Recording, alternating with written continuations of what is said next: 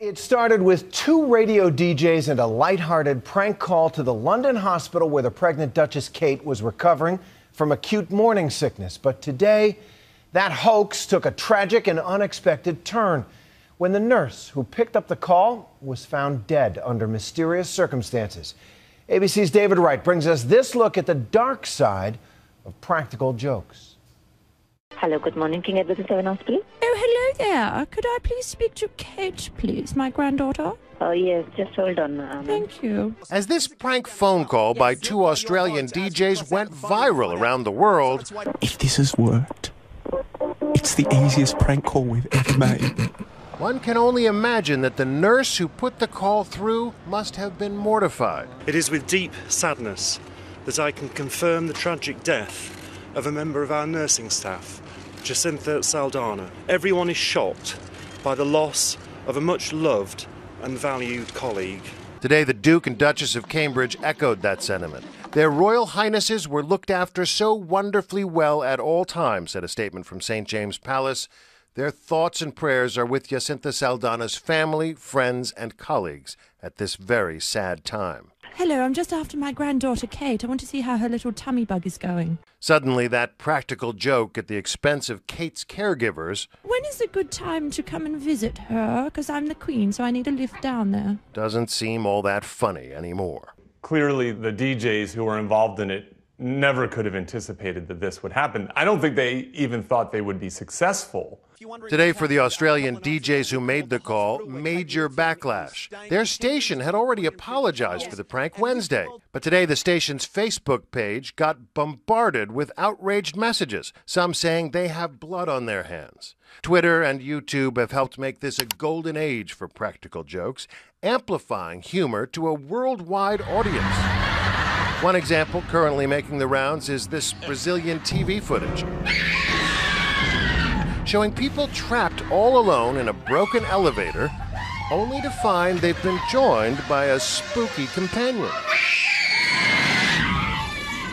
Part of what makes it so funny is that it plays to a universal human fear. Wouldn't we all react like that? What these producers do to try to make this a little funnier is they often add a laugh track.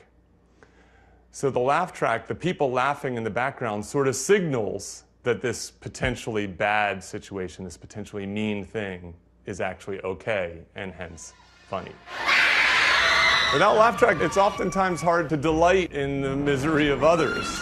Less funny are jokes that target one individual in what could be construed as a mean-spirited way, such as Wayne Houchin, an American magician appearing on TV in the Dominican Republic last weekend. The host unexpectedly set Houchin's hair on fire. His face is burnt. The magician suffered serious burns. A practical joke can in many ways be a way to tease someone, or you could bully them. Sometimes even a friendly joke can go too far. In 2004, many fans of MTV's Punk'd thought it was funny when actor Chris Klein arrived home to find his house under siege. Somebody's coming out. Uh-oh. A fake Hollywood SWAT team in this case, under the direction of Punk'd host Ashton Kutcher. I knew it! But earlier this year, someone punked Kutcher by sending a real SWAT team to his house. The prankster had told police there was a home invasion in progress. Some of Kutcher's household staff were detained at gunpoint by real cops with real bullets. Authorities call it swatting. It's become something of a mini fad. Among the other high-profile victims this year, Miley Cyrus and Simon Cowell. Clearly, the Australians never expected their prank to have deadly consequences. I think that this nurse sort of got caught in the crossfire. Very clearly it's the case that the royals were the target. Mel Greig was a rising star in Sydney, getting the radio show earlier this year after gaining prominence as a fun-loving contestant on The Amazing Race. Finger in a goat's bum, and it still smells. Now she'll have to deal with the fallout from this. If you think about it, there's another obvious person bound to be hurt by this particular practical joke. The anxious royal father-to-be.